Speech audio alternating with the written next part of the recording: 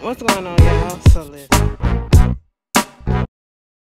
What's going on? So we are back for the season finale of The Quad. Listen, it's been y'all almost didn't get this video because I really didn't feel like doing it for personal reasons, but it's just been a really fucked up day. I'm just gonna put that out there. But anyway, I said I got to get on this camera. Um, The Quad. This is the season finale, The Color Purple, season 2, episode 10, I believe.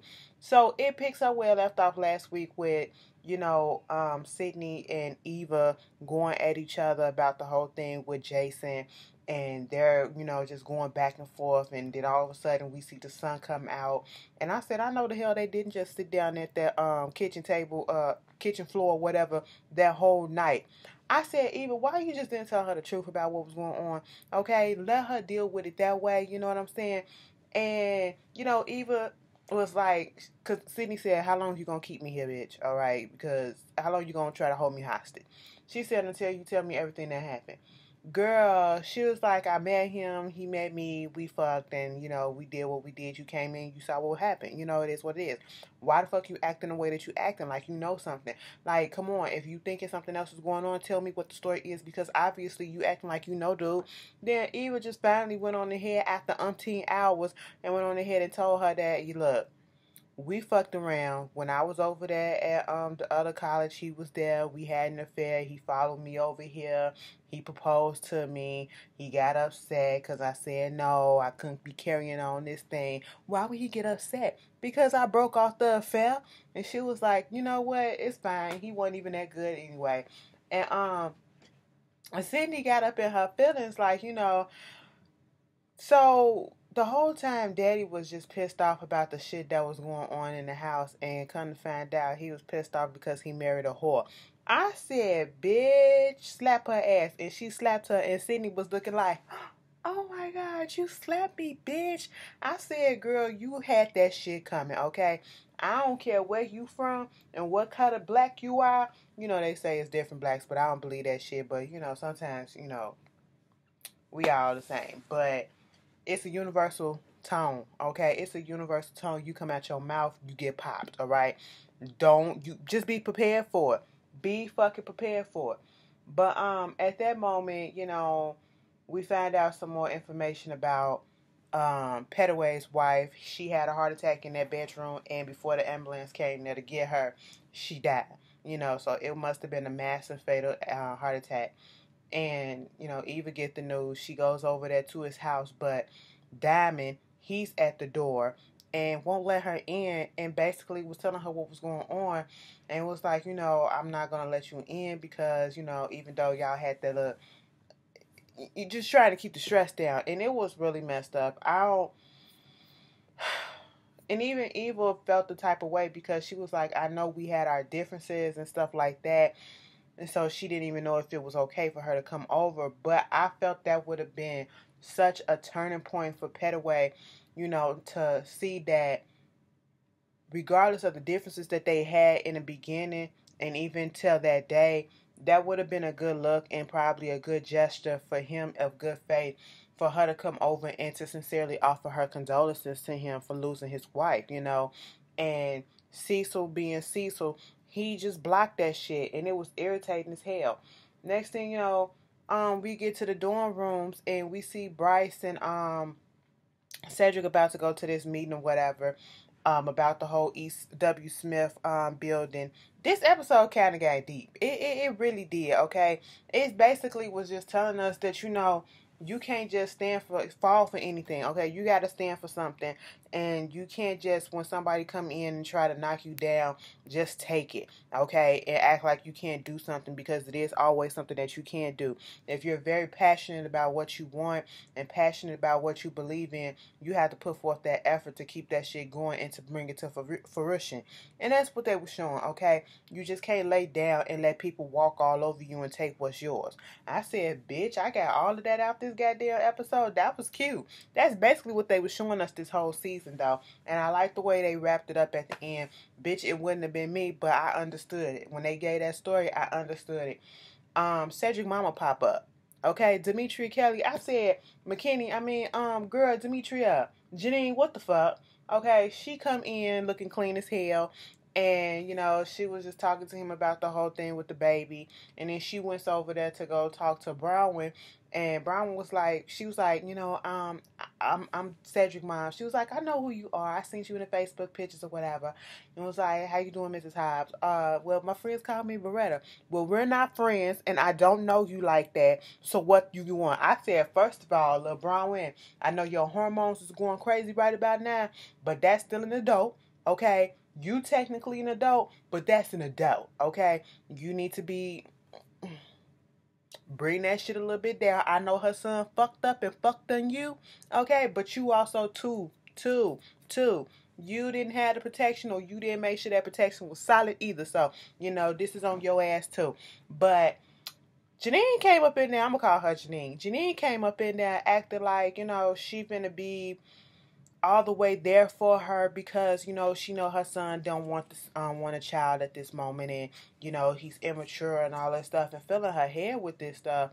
And because at this point she was like, Cedric said you don't know if you wanted to keep it or whatever. At first she was like, I don't know what I want to do. And Janine was just putting it out there like her son don't want shit to do with the baby, meaning that he can't afford it, or he's not mentally ready to have a child and be a baby daddy, because that is what he said. He said, I'm not trying to be a baby daddy. Either he said, I'm not trying to be a baby daddy, or he's not ready to be a baby daddy. That not necessarily mean that he wanted to get an abortion, even though that is kind of what he implied when he first found out and they had that sit down. So what you gonna do? You gonna get rid of it? What? I was like, damn, and that part irritated me to hear him say something like that. But I gotta remember the mindset and the fact that they really are young, and he's trying to do this and trying to do that. But that kind of, got under my skin. That was like the first thing that'll come to your mind is, trying to see. And it was almost like a little bit of pressure of seeing if she was gonna do the abortion.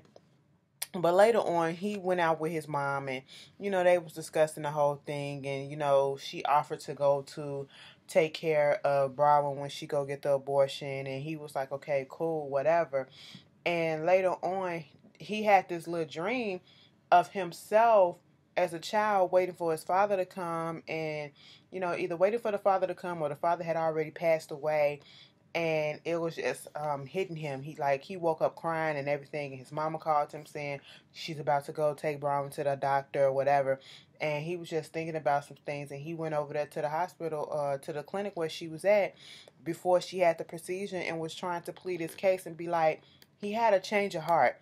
He was just saying, I know I'm not ready to be a father, but I want to feel right knowing I had an opportunity to raise a child or to be there for a child, and I don't want to kill my child and all that stuff. And he was just basically trying to, change her mind and show that regardless that we got ourselves in this situation, it's not a lost hope, okay? We can make do with what we got, and we can get through it. A lot of people have done it, and we won't be the first one trying to do something. This is nothing new. We can make it work, And at this point, Brown was like, but you said you wanted me to get rid of it. You ain't want to be this and you ain't want to be that. He was looking like, wait a minute, what? That's what your mama said. Mama, why would you say that? And you want to know what irked me? While he was in the midst of this, after he found out this revelation, the lady that was on the desk, she gonna go call the doctor, okay? And then the doctor comes out and was like, sir, you're gonna have to leave. And then they continue to talk or whatever, and then she gonna go get security. Security comes over there and tell him he gotta go pull him up and tell him he gotta go escort him out and all that shit. And what made me mad about that whole scene is you can tell Janine, his mama didn't want him to have no kids, okay? And I get it. Most people who made that mistake and fuck up, and like, kids are not really mistakes, but when you look at it, you mistakenly got pregnant because you wasn't planning on getting pregnant at no 16, 17 years old. That's what happened with her. She didn't want him to repeat that cycle and have to go through the struggles that she did. And she just wanted him to, live out his dreams, because he was saying he got his music going and his schooling and all this stuff, and he didn't want to mess that up. And so that's why she took it upon herself to say that to Brown, that, you know, he wanted the abortion, wanted her to get it and all that shit. And that really wasn't the case. 100%. Neither one of them were 100% sure. And Janine presented the argument to her as if that was a definite what he wanted. And what made me mad in that scene was the fact that you see this doctor coming up there telling your son he gotta go. You see the security coming up there telling your son and putting his hands on your son. He wasn't forceful or anything, but telling him he has to go. And you just let them. Bitch, I would have said something, okay? Regardless of what's going on, I would have said, listen, they trying to figure this out. You don't have to do all this. Let them talk. Get your hands off my son before it be something, okay? She didn't do nothing to that. And Lil Brown, when poor Lil Brown, she just is confused. The doctor was like, come on, let's go in my office and we can talk about this. She was like, okay. I was like, yeah, girl, take yourself up in there so you can figure this out. And she hasn't even told her parents yet, you know? So that was that thing. And Pettyway, oh my God. Let me just tell you, like I told you, I've been going through a shitty ass day. So when they showed that scene where Cecil came over, that ending scene, the scene before the ending scene, and he came over there to check on Pettyway. Mind you, Pettyway goes to the funeral home and, you know, he has everything planned out. He has his wife's dress, what she wants to wear. He know how the graphics supposed to be on the you know, program, what colors. It was like, I think he said something about green with the white, with the red lettering because she hate pink and all that. And I said, bitch, that's because she a Delta. I caught that. That pink and green. Bitch, pink and green, that's, I was about to do a thing. Now I'm finna disrespect the Greeks. That's AKAs. And then, you know, the red is the Delta. The blue is the Sigma, right? You know, and stuff like that. What is the Gamma Rho? Okay, bitch. I was like, listen, I caught it. Y'all probably didn't, but I caught it. And, she hate pink. Anyway, and, you know, he was saying how he already got the eulogy written. He got the programs about to be being printed up, and he got to find the pictures, and he knew how much flowers she wanted, exactly the kind, and all that stuff. And you can clearly see he's still in the beginning stages of grieving, and he hasn't really broken down yet. Whenever you see something on the TV show and they just, you know, blurting stuff out, so, you know, like everything is in order, just wait for that breakdown to come. You know they haven't broke down yet. And sure enough, when Cecil came over there, he was sitting there looking at them pictures of them and, you know, having these little flashbacks and just laughing to himself. And Cecil comes over and he was like, I told you I don't need nobody, you know, I don't need you to babysit me. And he was just trying to, you know, lift his spirit a little bit by telling some stories about, you know, his experience with his wife Eula. And at that moment, he was like, damn, okay, could you please stop? How can I get on with my life or whatever and see if I can stay in this house by myself without her when y'all keep coming over here? Okay? And he snapped. And when Cecil was about to leave, he just broke the fuck down. And I mean, I couldn't stand him this whole season. I couldn't stand him since season 1, okay? But this one scene, I'm probably still not, hopefully they come back for a season 3, which I pray they do. 9 out of 10, I'm still not gonna like him, but he did that in this scene, okay? The actor that played him, bitch, when I say them tears was coming out, I said he must have been really thinking about some stuff that was going on, like an experience where a loved one passed away, or if a loved one probably would pass away, how you would feel. Man, when I said them tears was just coming through, and I'm just sitting here like,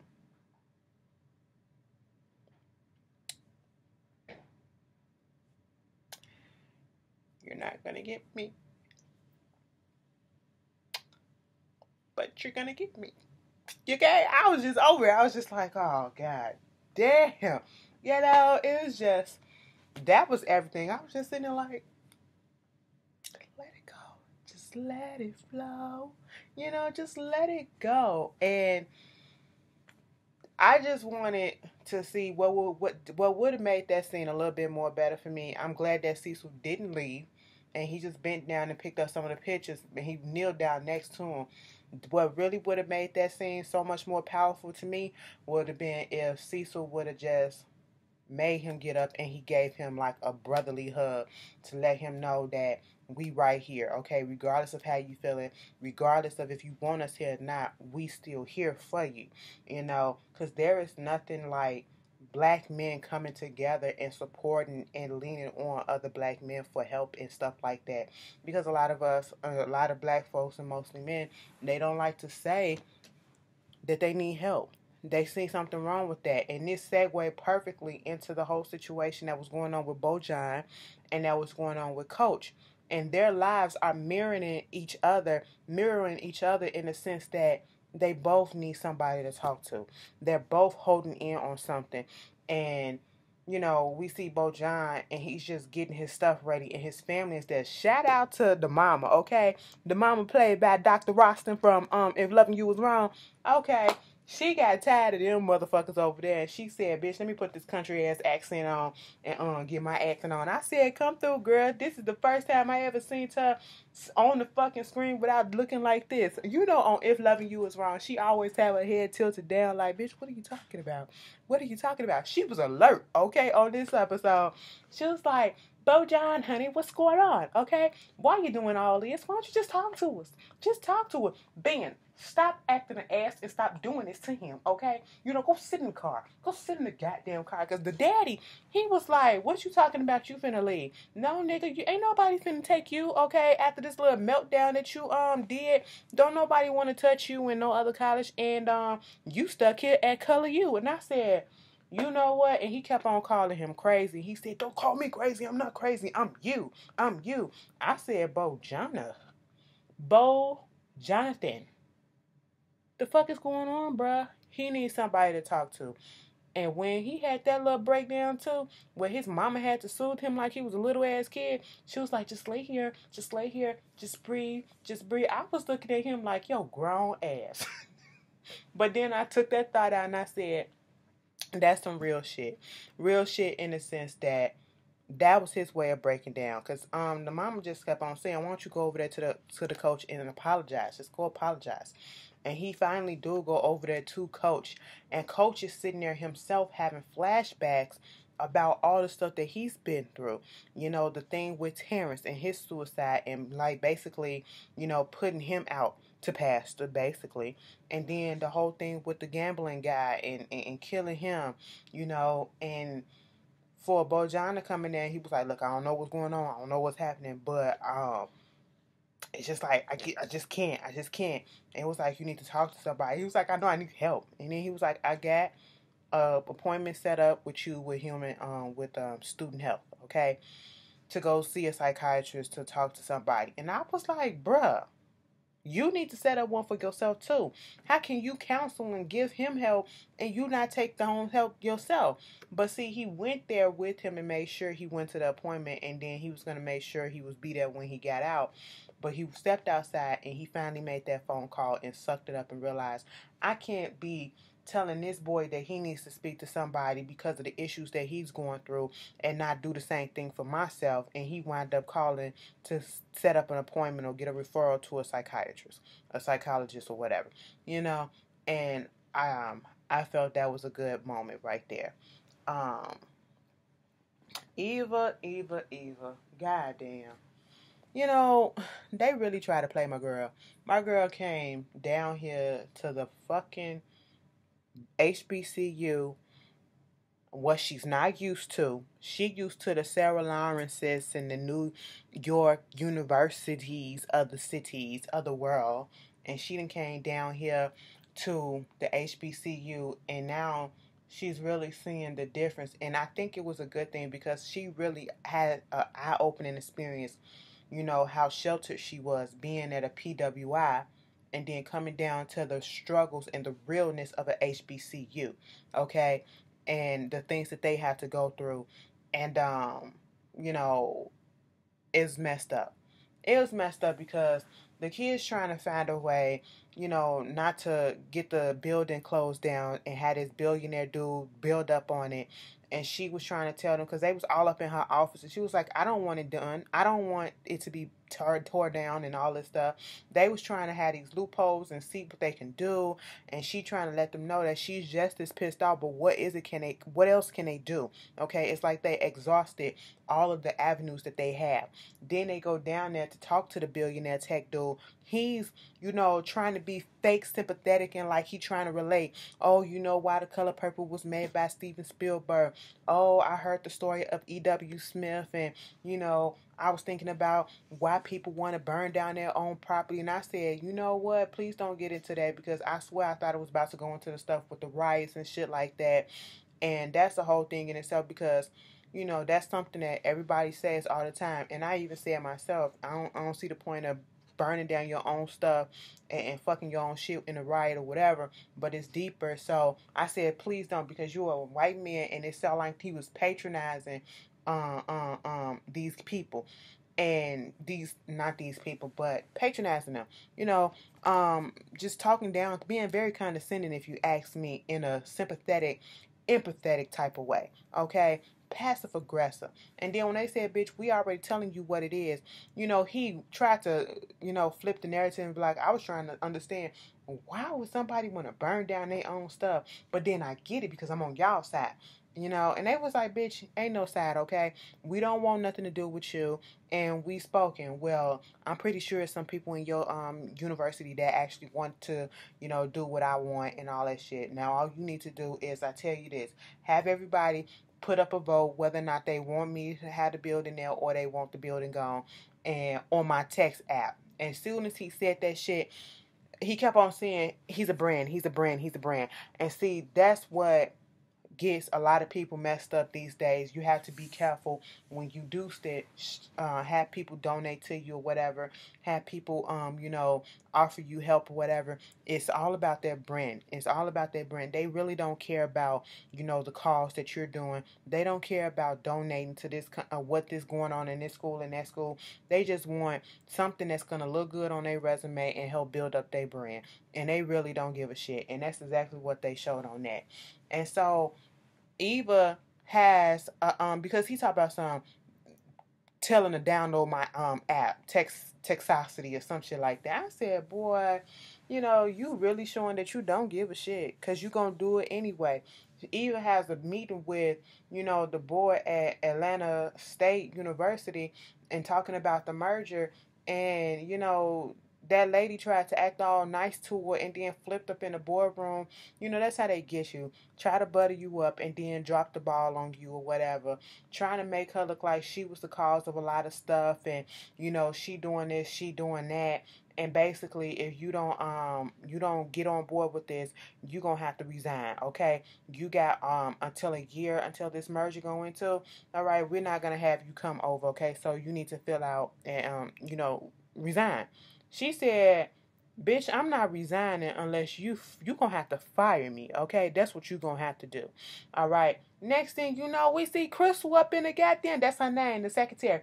We see Crystal up in the goddamn office, and she crying because ASU them and put the merger through, and then put this letter out saying that blasted this whole thing to everybody at GAMU and all over, saying that basically Eva got fired.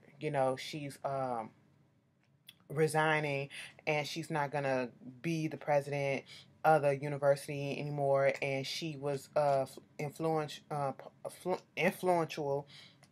bitch, get your words together. I'm tired. Okay. I gotta get up at 4:00 in the morning, and then I gotta leave out at 5 to get to my dentist appointment by 6 to do a root canal that's supposed to do for a whole hour, bitch. I don't know how I'm doing, and I'm running off of low fumes already. I'm going to sleep right after this, so I'm sorry. Anyway, so she doing all that, and they just basically put it out there that she resigned and that she the one that helped put that merger through. She had to type up a letter and say, no, bitch, I didn't want this to happen, and they fired me. Let's get that straight, okay? And at this point, when she was getting ready she was in the midst of writing this letter, the kids are trying to figure out what they're going to do, okay? Since they don't want to hear us, and throughout the whole episode, before each commercial breaks pop up, each scene before the commercial break ended with them coming up and they speaking some words and almost like spoken words about the struggles and stuff like this, and then the history of the E.W. Smith and all that. And we find out that, in this one scene we see them all dressed in black. I said, what y'all about to do? Then we see gas cans and stuff. I said, what are y'all about to do?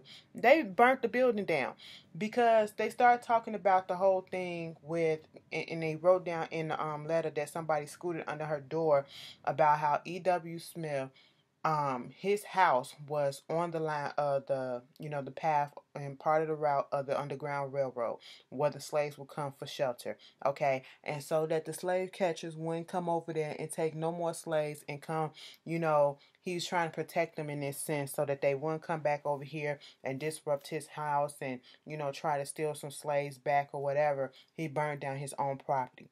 Okay, and then later on, the property where he burnt it down at is where you got built up on.